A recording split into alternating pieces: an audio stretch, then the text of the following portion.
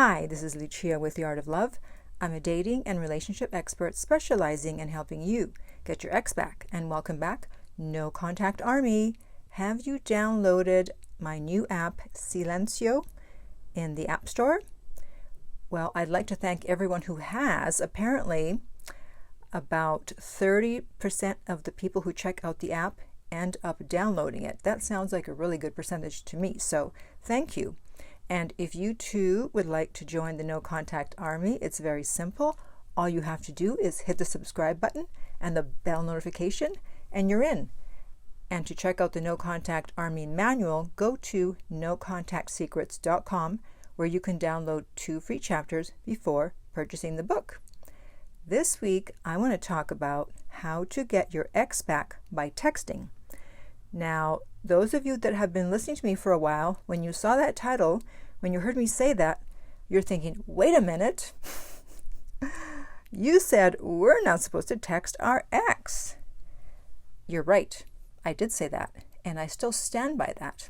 However, there is a video that has millions of views that talks about getting your ex back by texting, and so I had to do the counter video to counteract the negative effects of people hearing that video and thinking it's okay to text their ex. So in terms of texting your ex, unless you cheated or you took your ex for granted, you're not supposed to be reaching out. So there's no text for you to send. You need to wait for your ex to contact you, and 90% of the time, they will. So for those of you who have to contact your ex, I will guide you along in the process. Now, in terms of texting, only text if you used to text before, meaning that if you've never texted before, it would be strange if all of a sudden you texted them, right? So whatever was your main method of communication before, use the same one now, whether it was a call or an email or, I don't know, whatever.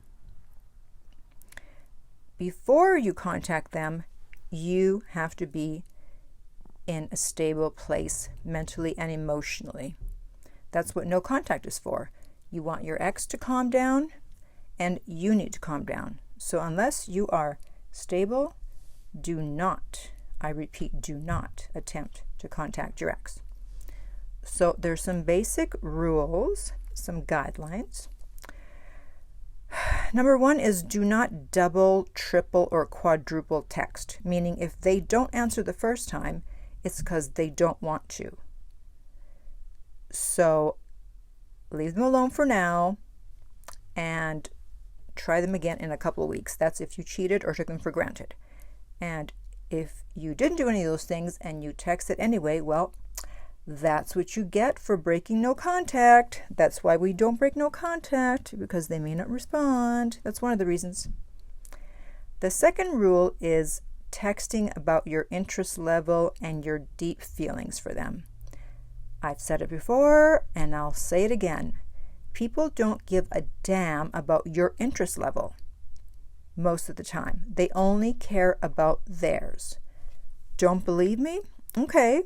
Think of a time when someone had really high interest level in you.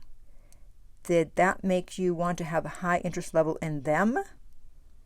Probably not. Your interest level was where it was for whatever reason. And so someone having a high interest level in you does not automatically raise your interest. So why would you think that you communicating your interest level to them is going to raise their interest? It's not. Pouring your heart out to someone who is not that interested in you is counterproductive. It's not going to get them back, and you're going to feel foolish afterwards.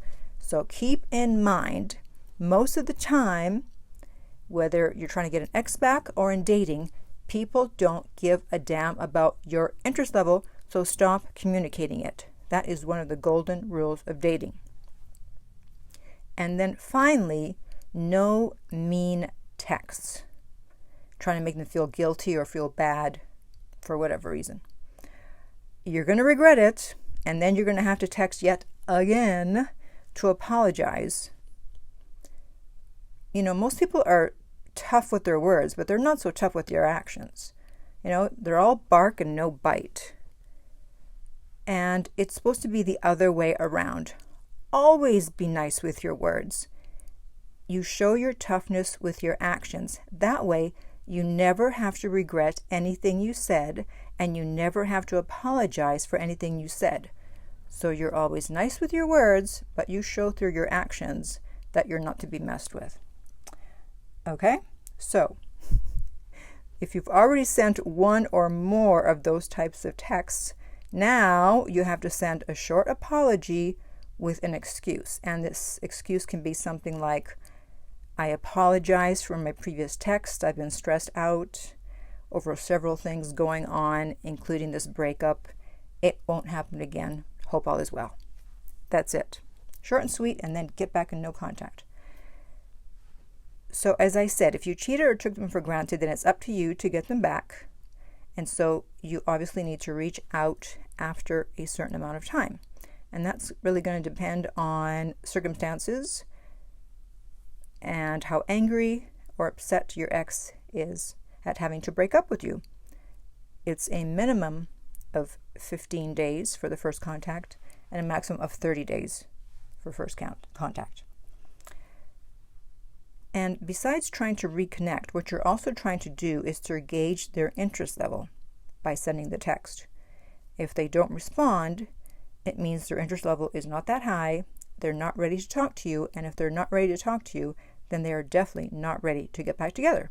So you just wait another 2 weeks and then you try again. Now, in terms of what to write in the message, you have to send a compelling message that they'll want to respond to. Basically, you have to make them an offer they can't refuse. So I can't tell you what to text because I don't know your ex. You do. You have to ask yourself, what could I say to them that would pique their interest to the point where they would absolutely have to respond? I know for myself that if someone were to say, hey, I just heard one of your favorite bands is in town, or they know of an item or an outfit that I've been looking for that I haven't been able to find, and they find it for me, I would probably respond to that. So you have to think about what your ex will respond to. So don't fall for these videos that give you pre-packaged messages. Most of the time, especially if your ex is a female, they're going to be able to see right through them. No one knows your ex and your relationship like you. So take as much time as you need to think about what you could say to them, and they would have no choice but to respond. Like I said, be like the Godfather and make them an offer they can't refuse.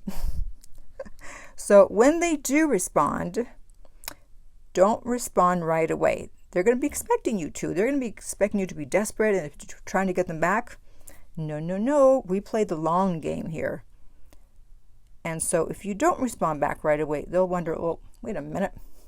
Where did he go? Where'd she go? I'm not saying wait a whole day, but I'm not saying also when they respond to respond 30 seconds later.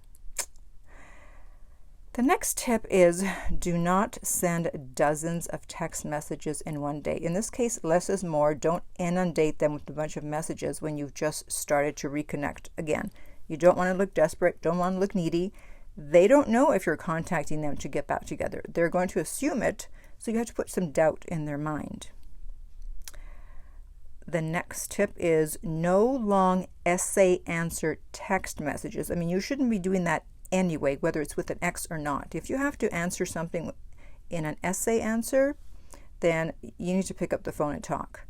That's not what texting is for. So you have to match their energy or take it up just one notch. So if they send one sentence, you don't send 5. You send 1 sentence or 2. The next tip is to keep the conversation focused on things that will interest your ex. Most people are so bad at communication, at conversations, they just talk about themselves and don't consider whether the other person is really interested in what they have to say.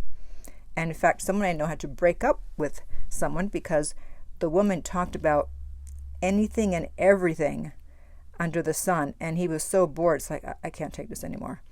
So when you're having a conversation with someone, make sure you're discussing things that they are interested in. Otherwise, what's the point of having the conversation?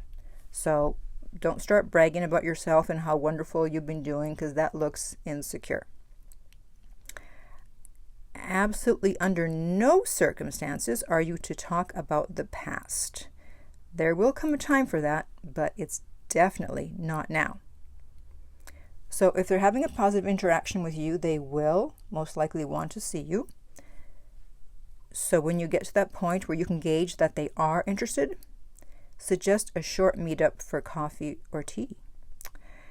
And don't make it sound like a date, but more as a quick catch-up. So you'll need to have an excuse, like you need their advice on something, or you're going to be in the area. Meeting up for coffee or tea is less pressure, since it means that you're not going to be together for hours and hours. So you could say something like, hey, I have a meeting in your neighborhood at 11:30. Do you want to meet for a quick coffee at 11? That way they know it's going to be a very short, quote-unquote, date. All right, so there you go. There are your tips for texting your ex if you have to. But as I've said, unless you cheated or took them for granted, you shouldn't be texting. So let me know below, have you ever texted your ex during no contact? How did it go, and what was the result?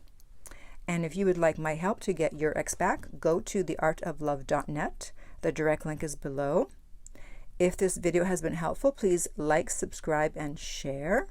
If you're listening to a podcast, please rate and review. And finally, remember that love inspires, empowers, uplifts, and enlightens.